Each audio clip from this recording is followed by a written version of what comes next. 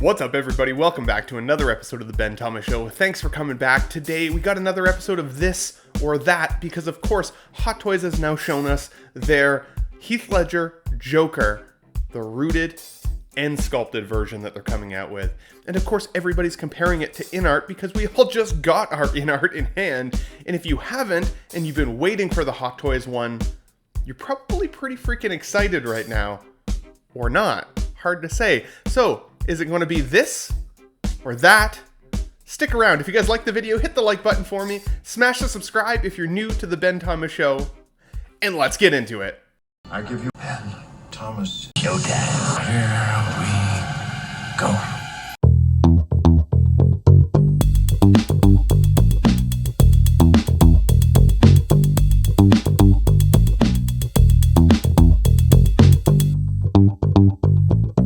Okay, everybody, welcome back. So today we're going to look a little bit at these Jokers, not only from Hot Toys that we're seeing the sculpted version and the rooted version, but also the InArt version that I now have in hand. You can see from this first screenshot here, the rooted Hot Toys on the left and my rooted InArt on the right. And that's my photo. I took it in my display. And it's one of my favorite photos that I have of my Joker at the moment. Now, guys, this is the first one we will look at today. Of course, it's the sculpted Joker from Hot Toys. Now, it's looking like Hong Kong dollars. This is coming in somewhere around $280 range. Keep in mind, there's typically a 20 to 30% increase over what we'll see the price from Hong Kong if you're getting from somewhere like Sideshow. So keep in mind, it's probably somewhere in the neighborhood of 280 to 320, maybe a little bit more than that, dollars and cents wise, for the singular sculpted pack from Hot Toys. Now let's focus on the good first.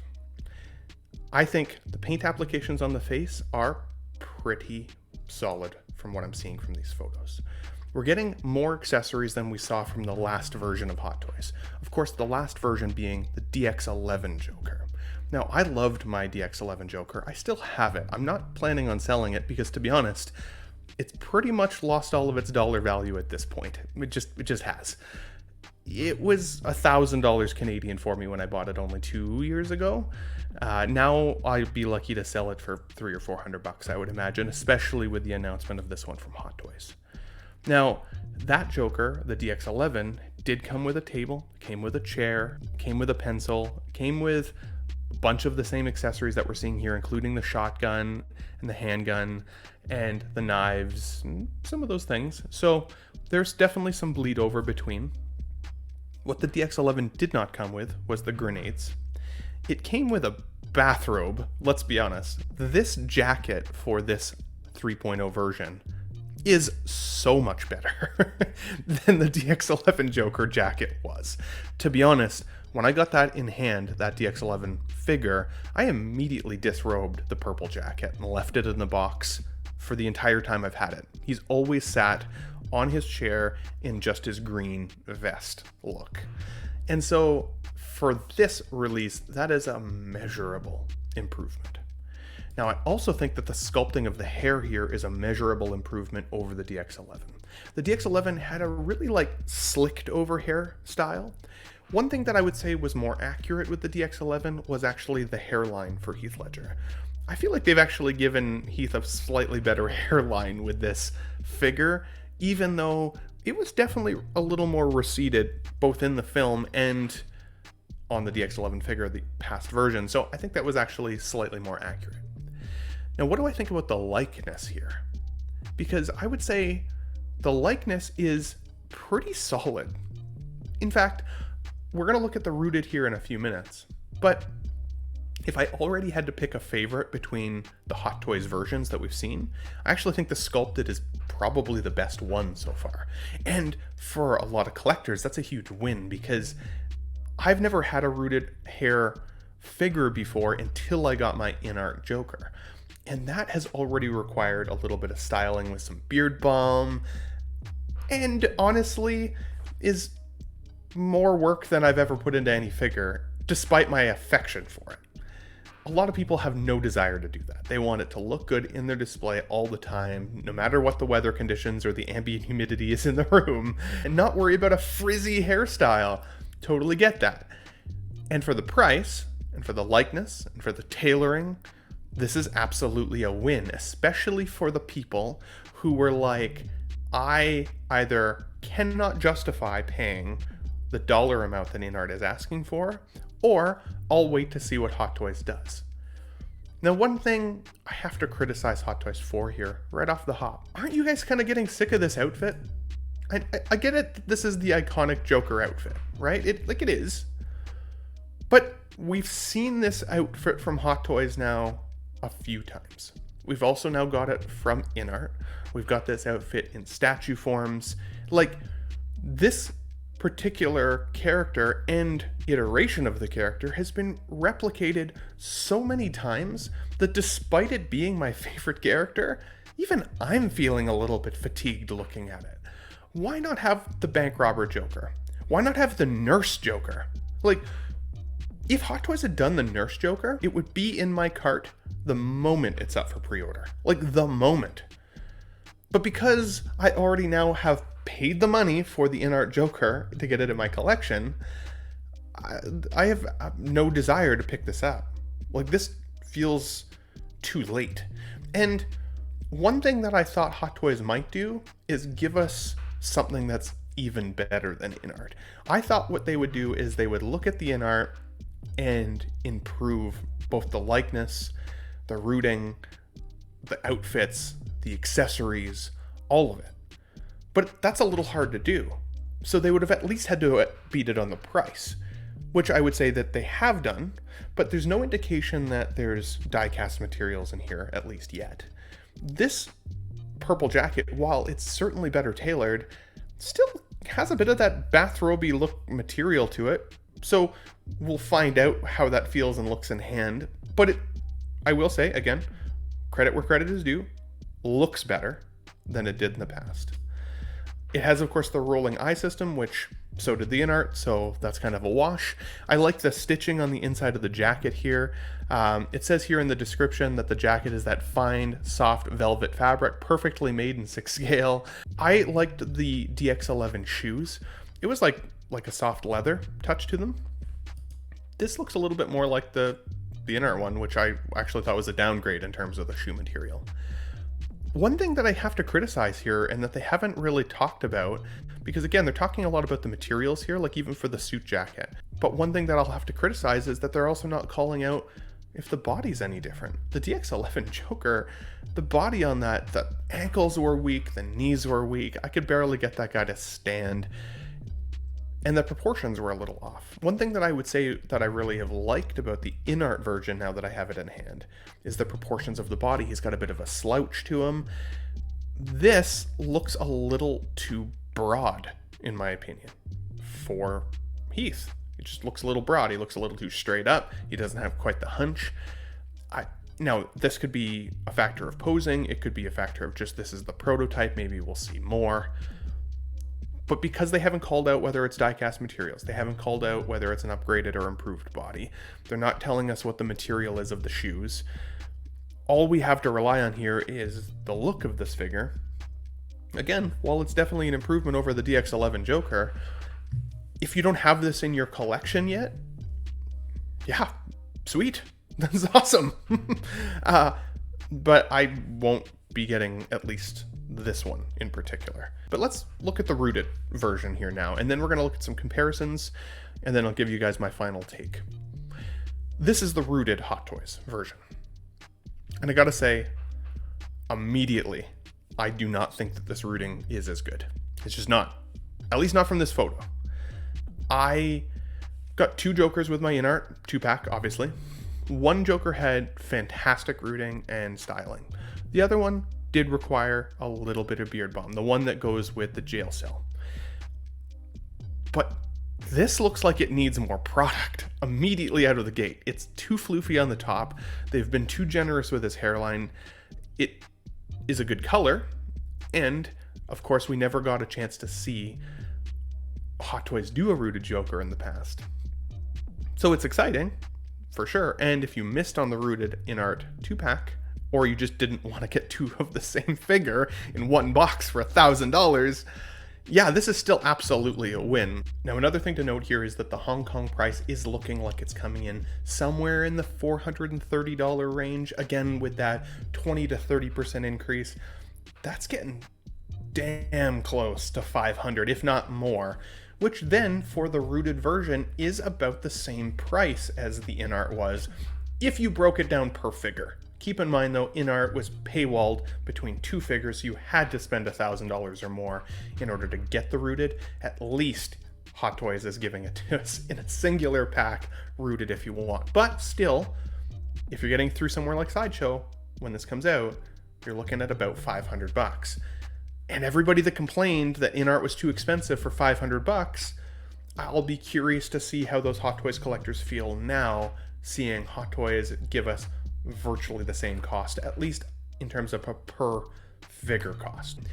Keep in mind, the way that 6-scale collecting is going these days is like, we're comparing apples to apples, but it's such a thinly sliced margin of improvement, right? While I'm being critical of these, I'm being critical on purpose, because not only did I just spend a heck load of money to get my InArt one, so my wallet hurts a little seeing these because I could have saved a little bit of money. I also have to say that, again, I'm not seeing necessarily a massive improvement over the InArt. If anything, I still think the InArt is better from what I'm seeing of these photos. Look at the tongue on the left side here though. Creeps me out. Now, Joker did lick his lips constantly. In fact, it ended up being a bit of a tick that Heath Ledger kind of acquired because of the makeup and the aesthetics and the prosthetic around his face. And so his lips kept drying out. So he kept licking his lips and it just became part of the character, which is cool. And I like that they added it in there. I wonder if you can take it out though, like, or if you have to leave it in, like, yeah, weird. Let's keep looking at the pictures and see if we can tell. Yeah, see, to me, it doesn't look like you can take it out necessarily, at least from these photos. And the hair definitely looks a little on the bushy side. That base is kind of cool. I can appreciate the base, for sure. It's got lighting modes, I think, which is also really cool. I'm not a base guy. I don't typically display my figures with bases. You can see behind me, they all stand freeform. Now, what I've also heard, and I can't confirm this 100% yet because it's pretty early to tell, but I've heard that the rooted version here is likely to have only a 4,000 edition size limit worldwide. That remains to be seen. I haven't had that 100% confirmed to me yet, so just keep that in the back of your mind if the rooted version here is one that you're interested in picking up from Hot Toys. The one thing that I also really liked about InArt was those hands, those seamless forearms and the paint job there. I think that was amazing. And when I take a look here at some of the hands that come with this, I'm noticing that this version doesn't come with any bare hands. It just comes with the sculpted glove hands. So in that sense, the DX11 Joker is still an improvement. The other biggest criticism that I have from Hot Toys is the head sculpts, but not the ones that they're giving us, the one that they're not, and that is a laughing sculpt. The DX11 has a serious tone face, similar to this, that you can roll the eyes and make them look all ominous and cheeky. And it's got a laughing sculpt. And I've always displayed my DX11 with the laughing sculpt, because not only did I think that that was the superior sculpt at the time, but it's the Joker. He's laughing all the time. That's part of his character. So both InArt and Hot Toys have failed me on that. I wanted InArt to give us a laughing sculpt. The two sculpts they gave us in the rooted 2-pack Joker from InArt were too similar in my opinion. There's subtle differences, but it's so close that if you don't look at them side by side, you might not even be able to tell the difference.